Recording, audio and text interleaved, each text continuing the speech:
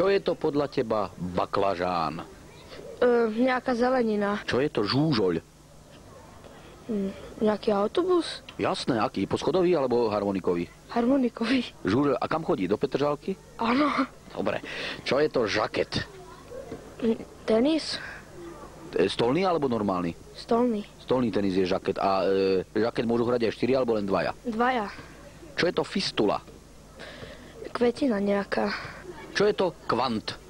Myslím, že je to basketbalový koš. Kvant je basketbalový kôš. Dobre, do kvanta sa myslíš, dá hádzať lopta basketbalová? Áno. Koľko kvantov je na basketbalovom ihrisku?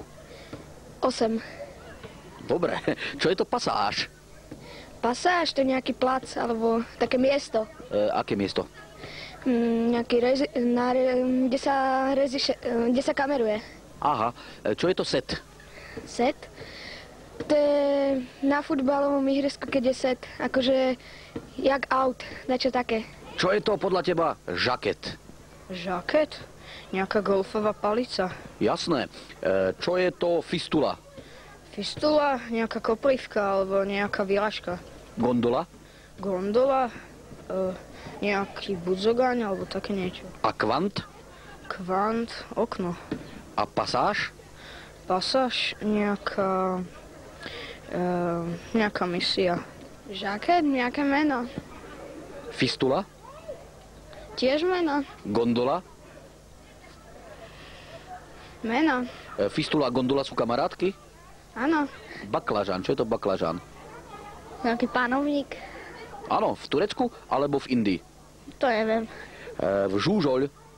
Žužol? No nejaká zžužlanina niečoho. A žaket? Žaket. To bude nejaké dievča. Žaket bude dievča? A myslíš, že žaket je pekné dievča? Určite nie. Baklažán je nejaké auto, čo rozváža nanuky? Jasné. Žúžoľ? Žužol sa dáva do kulačov? Áno, žaket? Žaket je loptička na stolnom tenise? A čo je to teraz, pozor? Fistula. Fistula je aut na futbale. Čo je to set? Polievka? Áno, pasáž. Futbalový tím? Kvant. Škola? Áno, gondola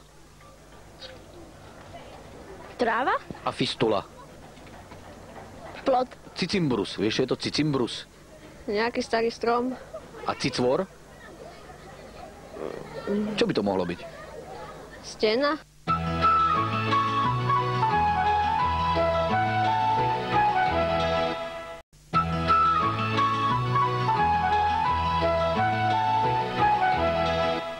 Saša, vieš, zalúbil som sa do teba. Išla by si zajtra so mňou na rande? Neviem. No? Dobre, tak zajtra o 8:00. No. A nemusíme dávať pozor, že? Fuj. Marek, keď som ťa uvidela prvýkrát, som sa do teba zamilovaná. A myslím, že všetci by do teba boli.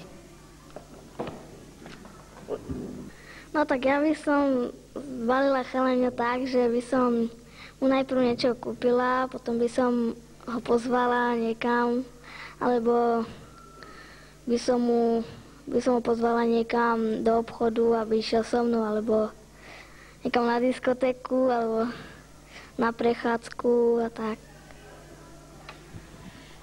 Ja by som zbalil bábu tak, že by som mu pozval na rande, alebo niekde na diskotéku, alebo na zmrzlinu a kúpil by som jej niečo.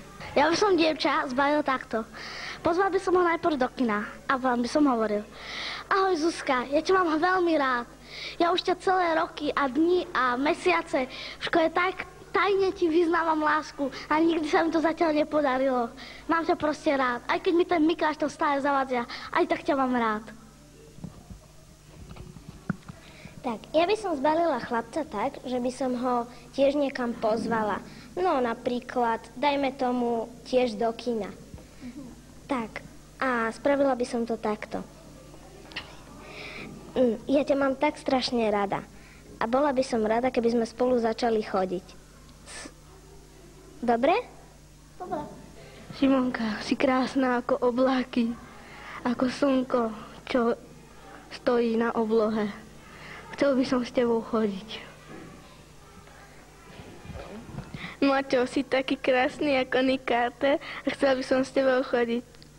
Dobre, varíš, raz basketbal, chcel by som si ťa zobrať za ženu.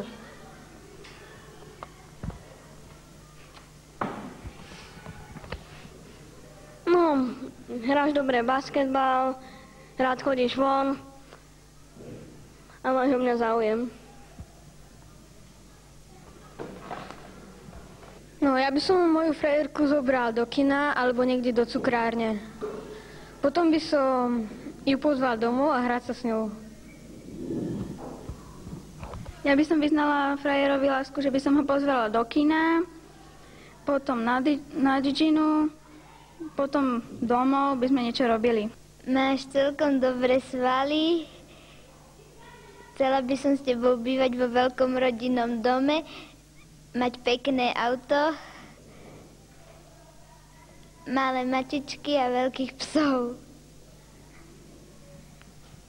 No tak Milan Zúza, chcel by som, aby máš dobrú postavu, dobre učesané vlasy a chcel by som s tebou jazdiť v tom aute. Už od 3. triedy si sa mi páčil a máš veľmi milých rodičov. Chcela by som s tebou chodiť.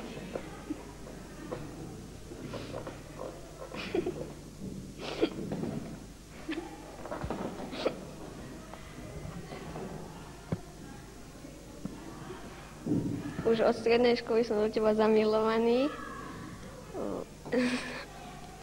Si veľmi pekná, chcel by som s tebou chodiť.